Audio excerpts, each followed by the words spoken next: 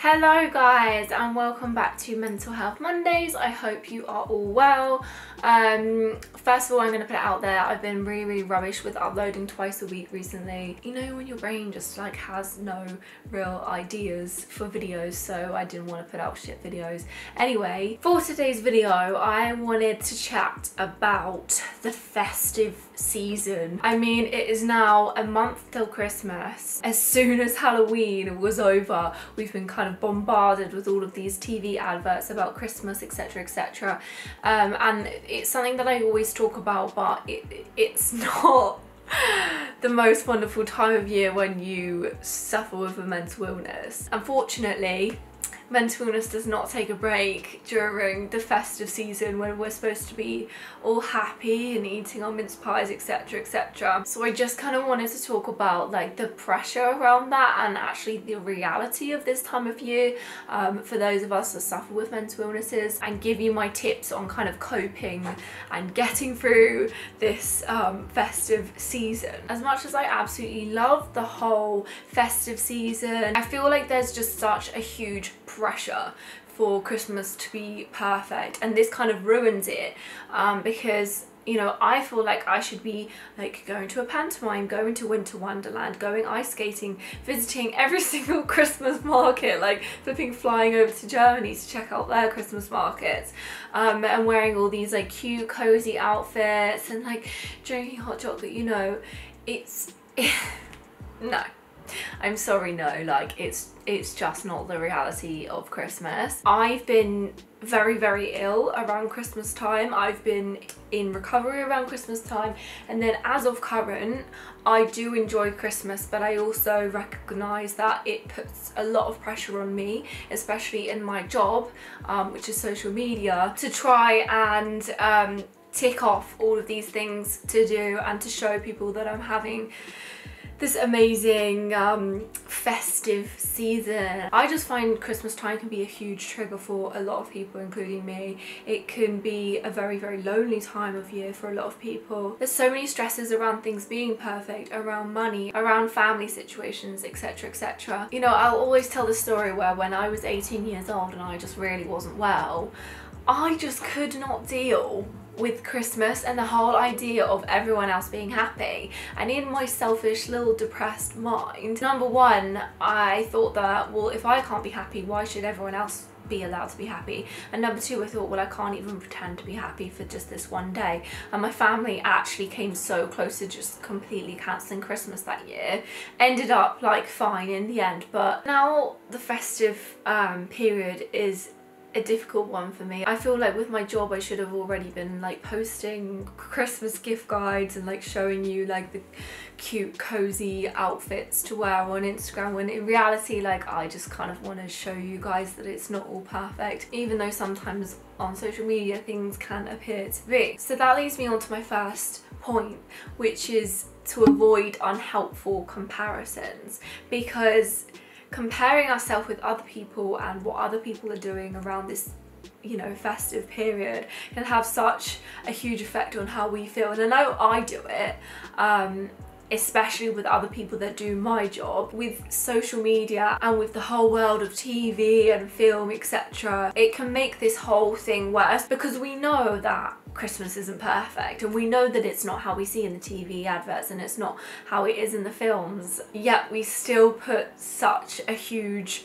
pressure on ourselves. And I feel like, especially with social media, I feel like I need to be doing all of these activities and also documenting them so that people can see that I'm having a wonderful time, when in actual fact a lot of the time when I've been doing Christmas activities I have been more focused on getting that shot for Instagram than actually living in the moment, than actually enjoying ice skating with my family or enjoying whatever it is that I'm doing.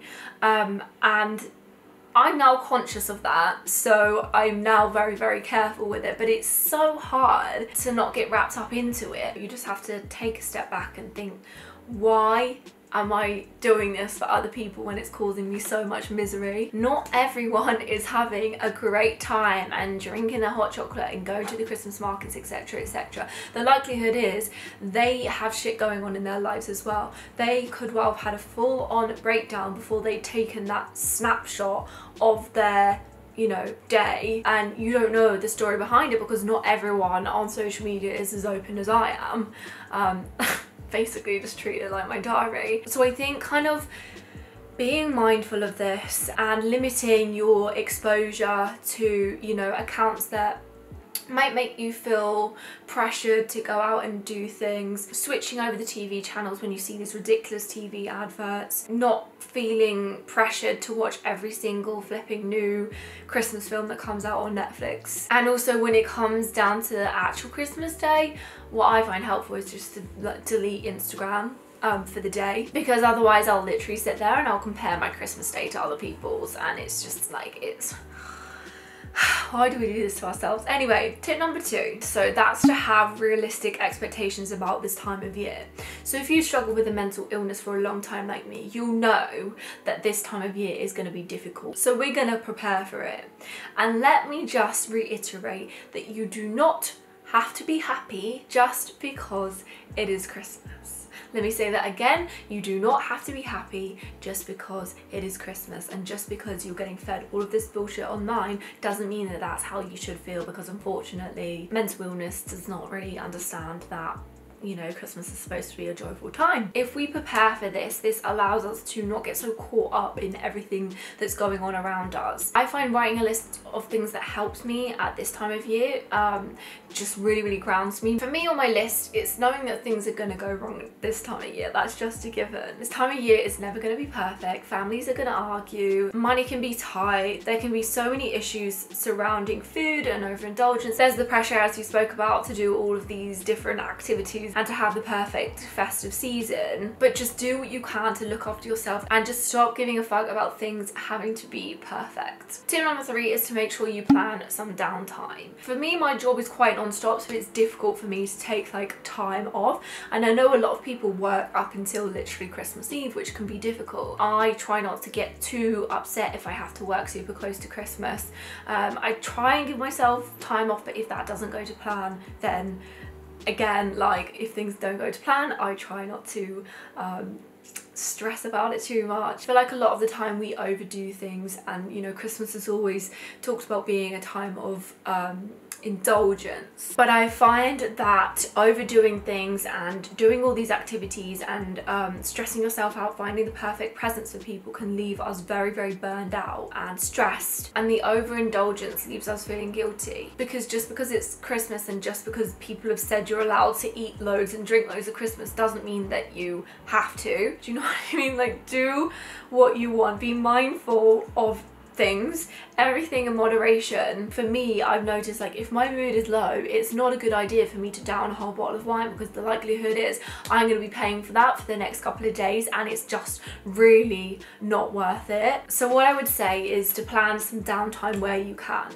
Go for walks, listen to music, meditate, read a book, exercise, whatever it is that you can find the time to do and that you enjoy doing just for you. Do it. Tip number 4 is to help those less fortunate than you. I mean, often it's hard if you are in your own little bubble of depression, like I have been so many times in the past, like, festive period. I've not really been able to have the capacity to think about anyone else but myself, and that's not, I'm not saying that's a negative thing, because a mental illness can be all-consuming. However, what I have found as a general concept to mental health recovery and to, you know, helping myself feel good, helping others helps you. So when you do find yourself getting caught up in this bubble of negativity and of stress, it is important to remember that there are people less fortunate than you. And I hate it when people try and say with the whole mental illness thing, like, oh, think about like the people that are less fortunate than you, like, why are you depressed? That's not what I'm saying. I'm just saying that we always compare ourselves to the people that we deem to be like above us in the situation, and sometimes we forget about those who are in war zones, who don't have families, who are spending Christmas by yourself. And I just think it's really important to maybe consider giving something back. So see what you can do in your local community to help, whether it's, you know, volunteering in any situation, helping out at old people's homes. The Crisis at Christmas thing is another really good thing to do if you don't actually want to leave your house. You can donate a Christmas dinner to someone who may be homeless and in need of it, helping out local animal sanctuaries, donating toys to hospitals. But again, do what you can, don't pressure yourselves. It's just, I think, always a nice idea to help other people at this time of year. And the final tip that I'm going to give you guys is to speak to someone, because the likelihood is that so many other people are going to be feeling like this. We think that we're the only ones, and it can often feel quite lonely and isolating, but actually I feel like this. I know a lot of other people will feel like this. If you're watching this video, then you most likely feel like this. I don't think you should be afraid to speak to your family and friends, and you know, I think there's this thing where you don't want to be classed as like a downer if you speak to them about this, but the reality is that you might be surprised with the reaction that you get. And also, your family and friends are there to talk about any struggles that you might have, any, you know, family issues that you might be worried about in the lead up to Christmas, on Christmas Day. Like, there's always situations like that, and they can always be talked through. I always feel so much better after talking things through with someone. And if you don't feel like you can talk to a friend or family, there are always helplines who I am sure are inundated with calls at this time of year. So don't be afraid to call them, because that's exactly what they're there to do. So